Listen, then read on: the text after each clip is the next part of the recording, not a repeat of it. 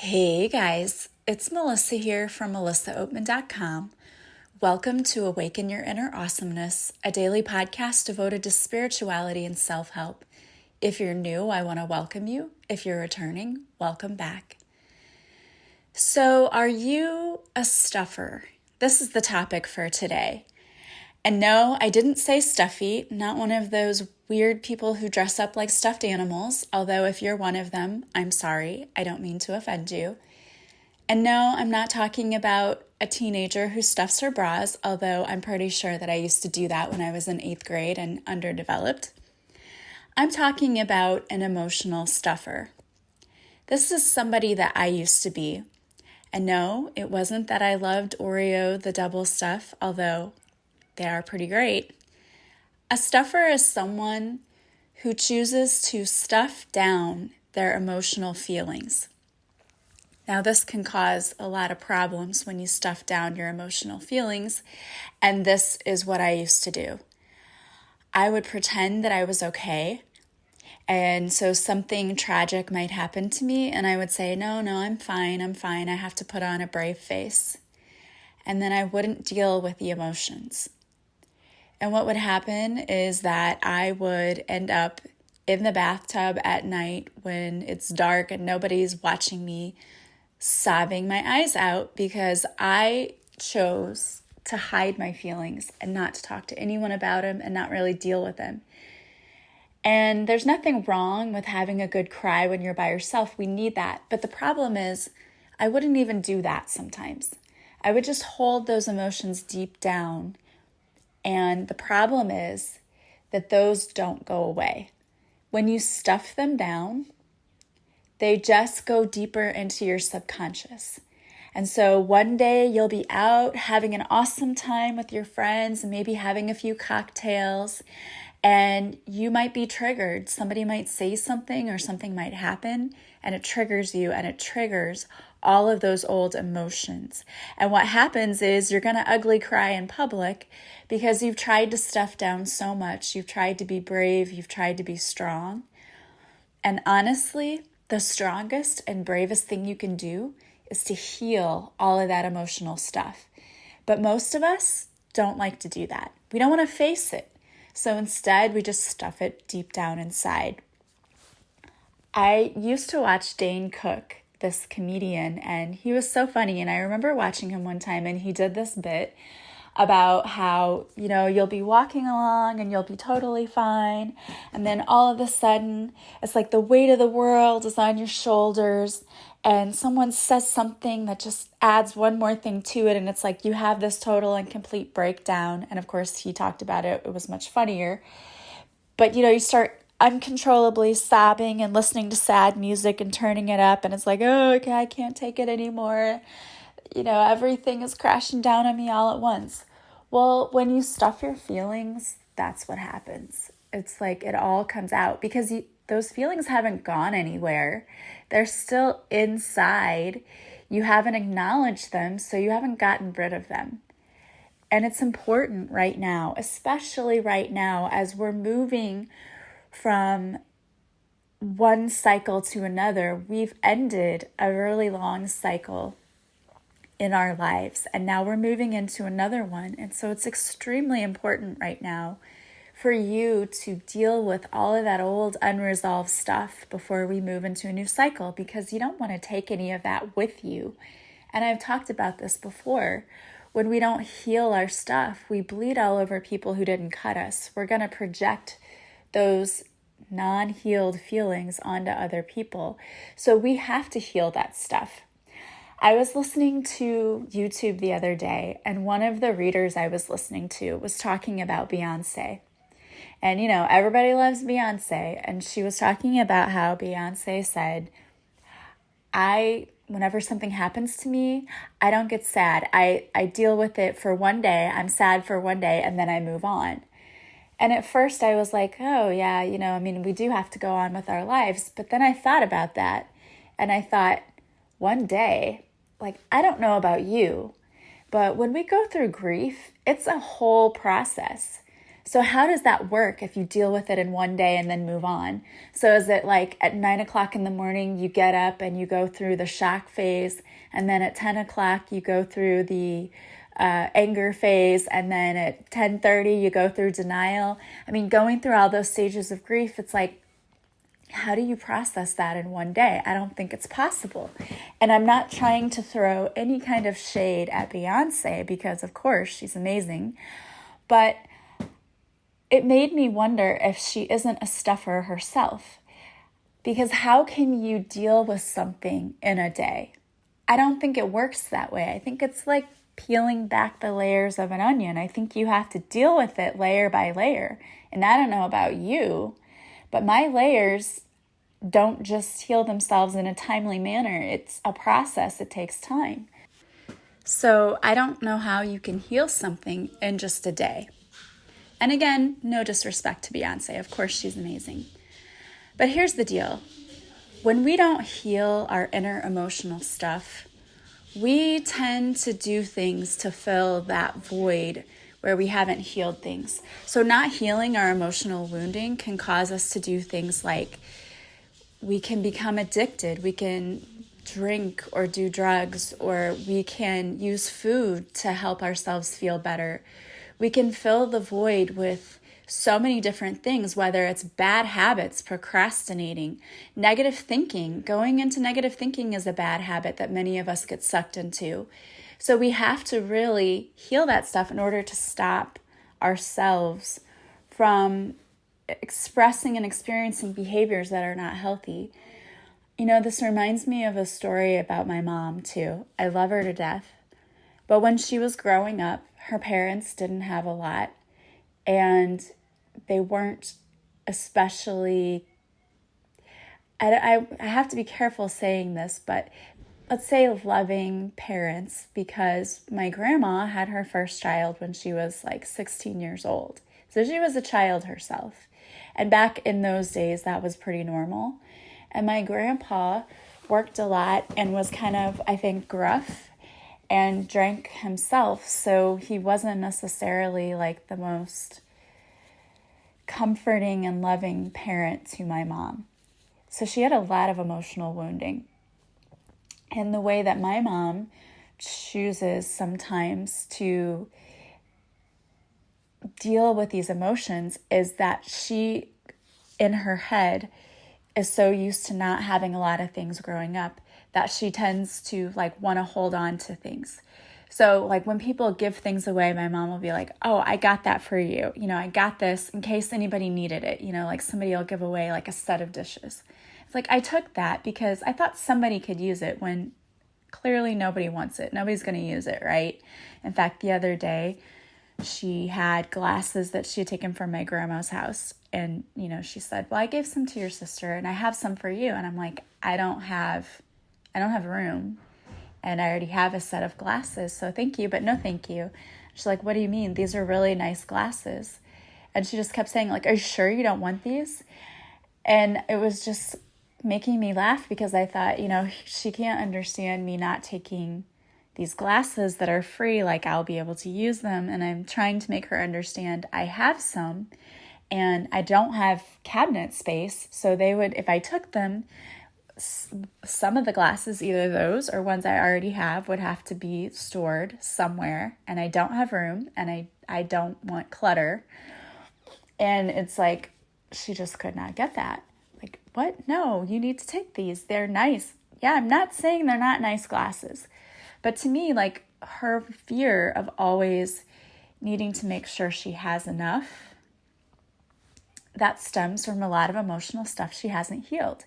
And you may notice things like that in your life, your own life. Like if you feel like you're never going to have enough, so you feel like you have to go out and hoard things, that comes from not healing your emotional wounding.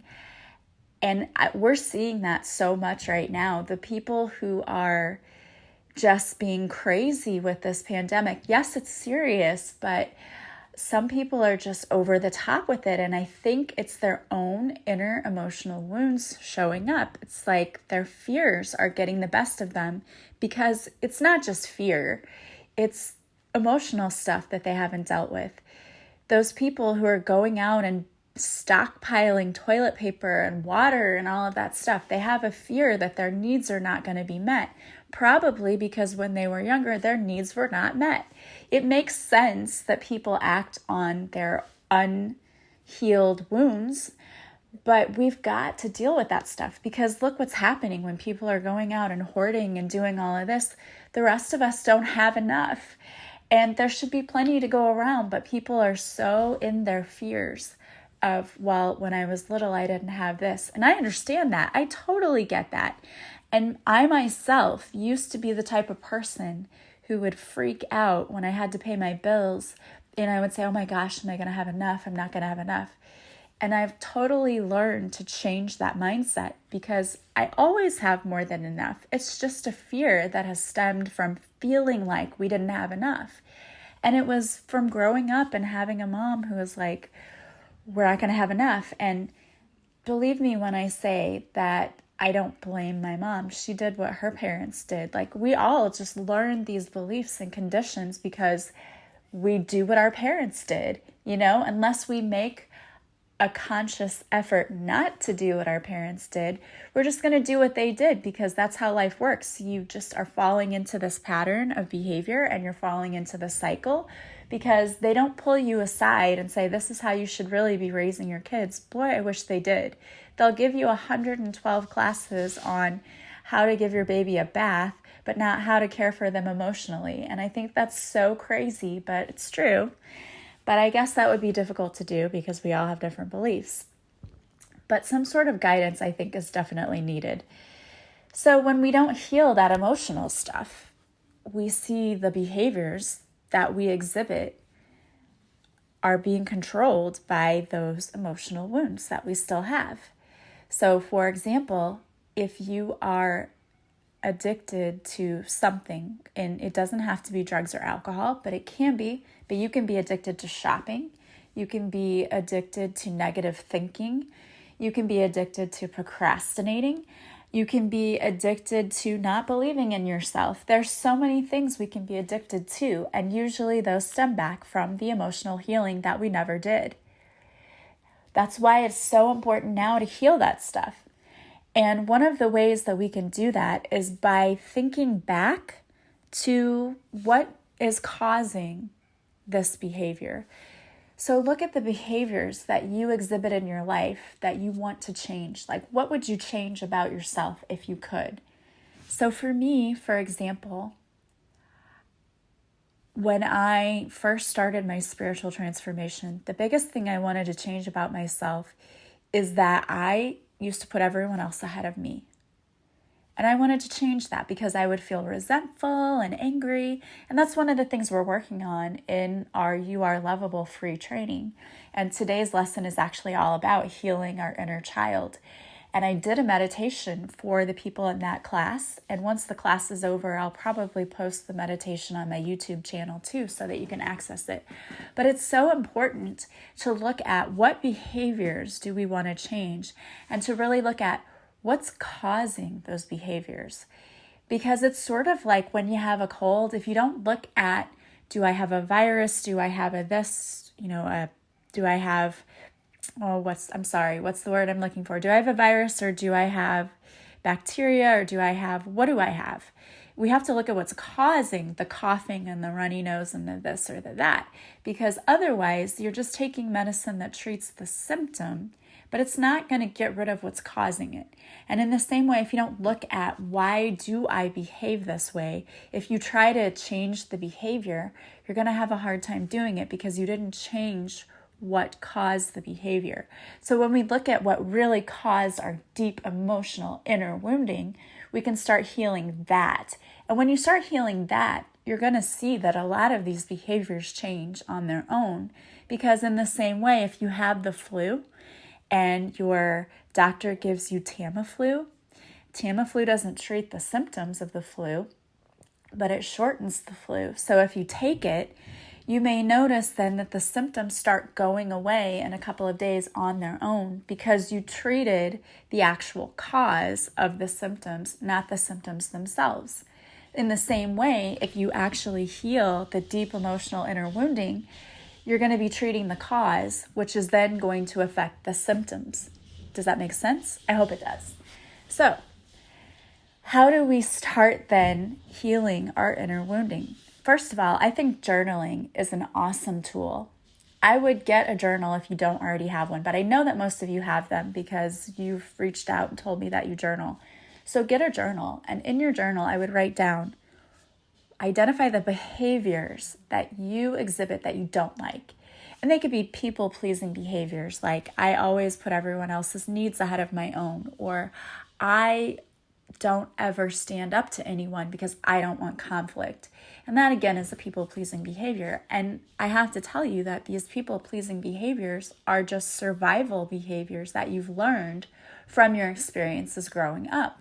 And that's one of the things I'm really going to dig into and look at in my course, You Are Lovable. We're going to look at why your behaviors start and how you can change them. And again, it has a lot to do with healing that inner wounding. And I know that many of you have had really rough childhoods, and you're probably thinking, I don't want to go back and look at that. And I understand that. I truly, truly do.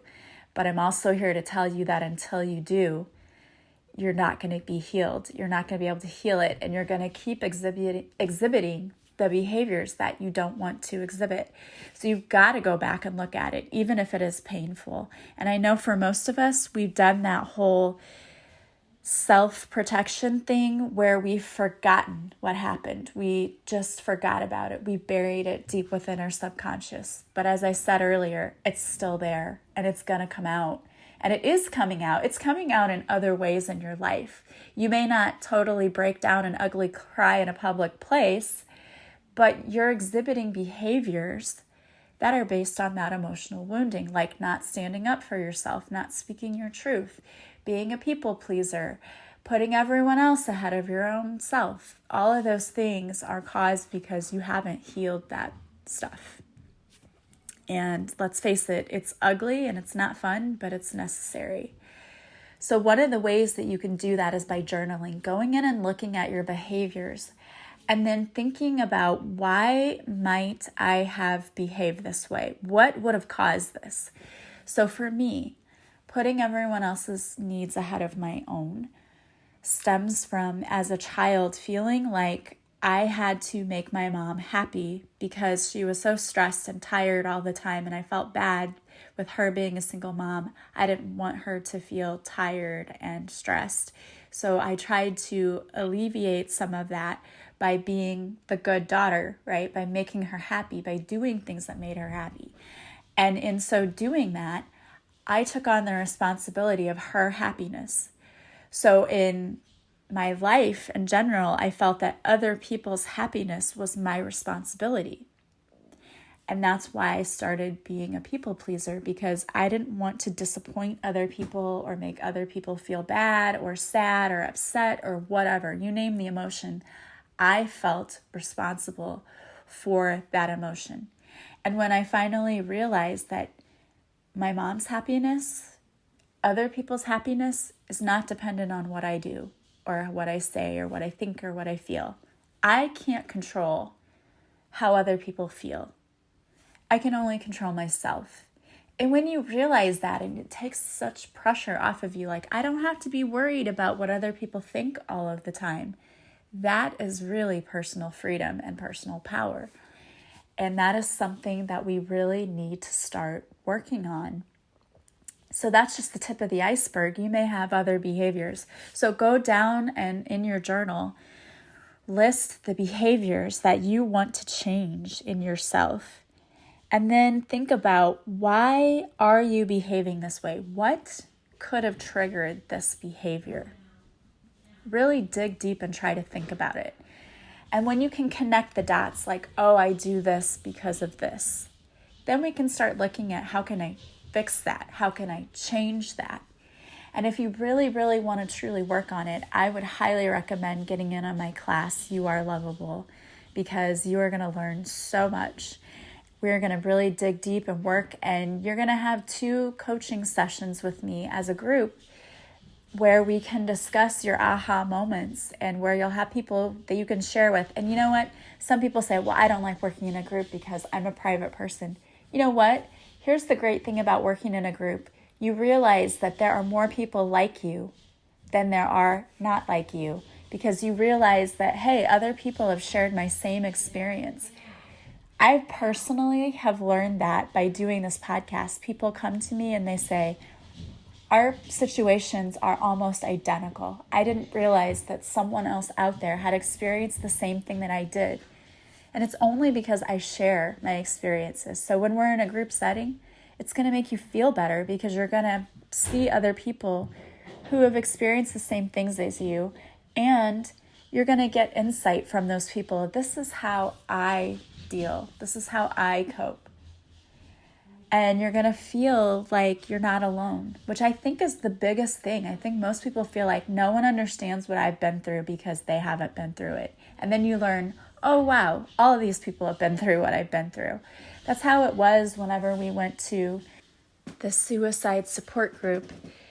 You know, I hadn't known anyone who had been through suicide or was a survivor of suicide. So being in that room and hearing everyone's story made us feel like we weren't alone, and it made us feel so much better. So please consider joining us in this course and for this group if you feel like this would be something that would benefit you.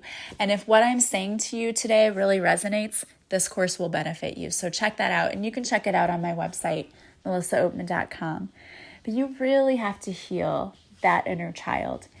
And as I said, I've created a meditation. I'm going to make that available to you guys once the course is over.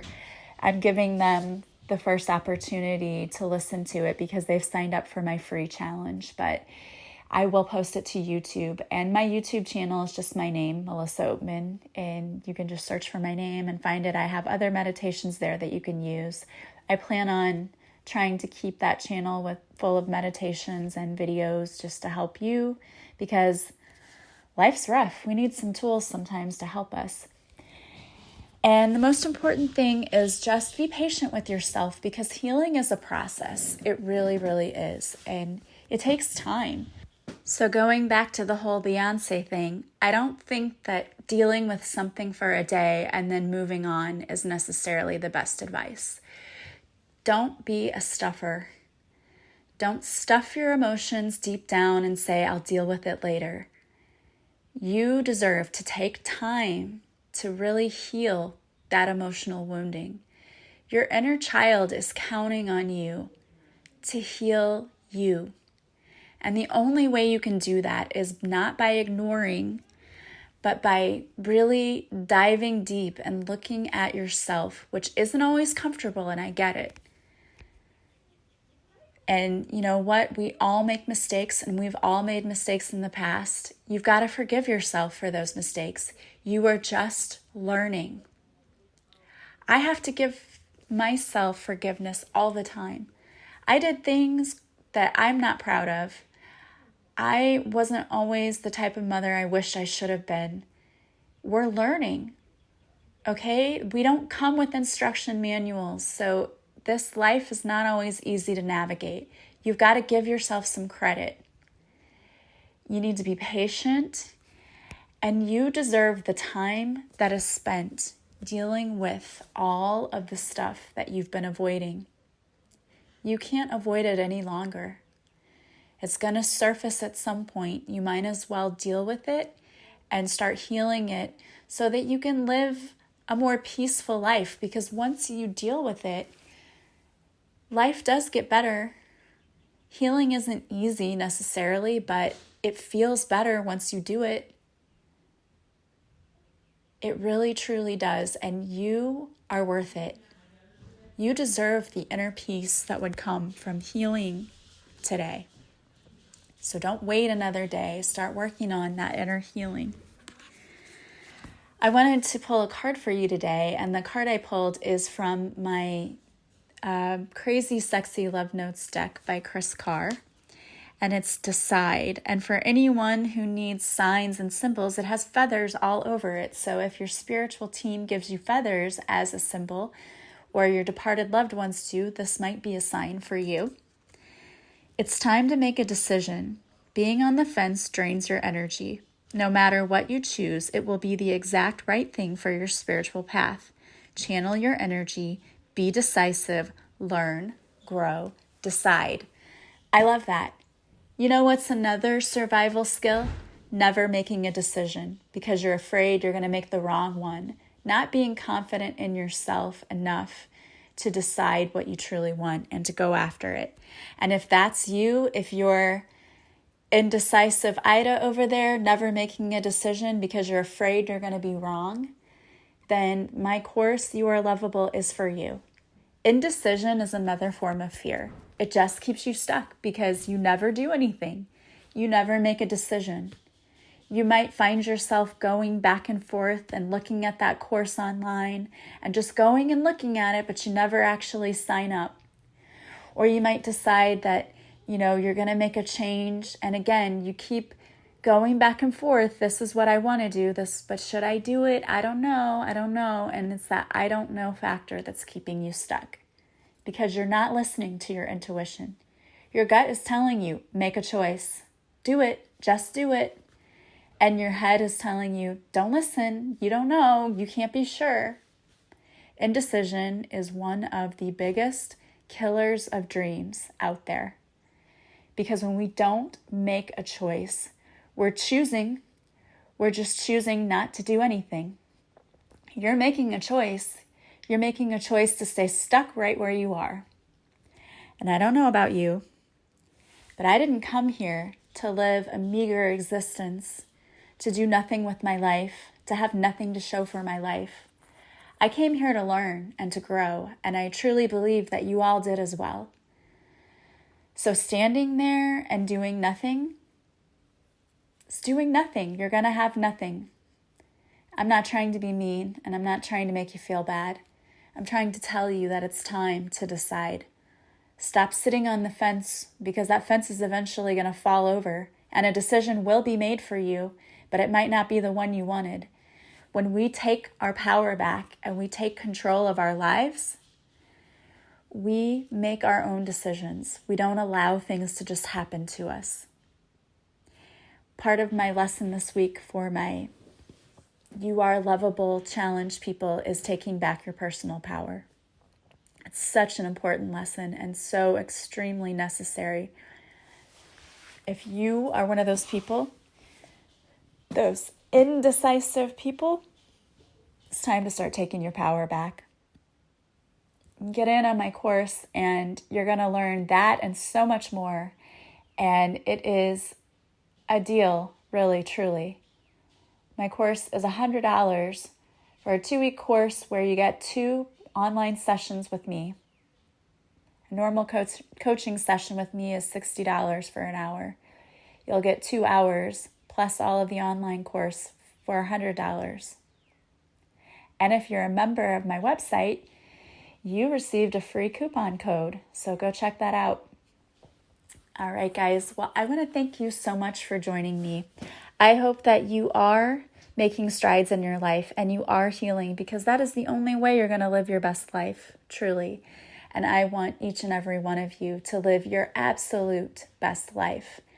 I love you guys and I want to thank you for supporting me. As always, the best way you can support me is by giving me recommendations, leaving reviews for me either on my website or on Facebook or where you're listening to my podcast. Please leave me a review or where you bought my book. That is like the nicest compliment you can give me. And I so thank all of you who have done that for me. And know that your kindness and all of your energy that you put forth in leaving the review comes back to you tenfold. So thank you for doing that. If you would like to work with me, you can go to my website, melissaoatman.com. There you will see everything that I offer, including my courses where you can enroll today. And if you follow me on social media, I go live Mondays at 5, used to be 5:30. It's at 6:30 now. Mondays at 6:30 Central on Facebook where I do a free card reading for you. If you can't catch me on the live, you can always watch the replay. Also, I post videos on Instagram and IGTV, so check that out as well. You can check out my YouTube channel where I post meditations and also other helpful videos. I want to thank you so much for being with me. I hope you guys have a fabulous day and that you are continuing to stay safe. I am sending you so much love and positive vibes, and I will see you here again soon. Bye, guys.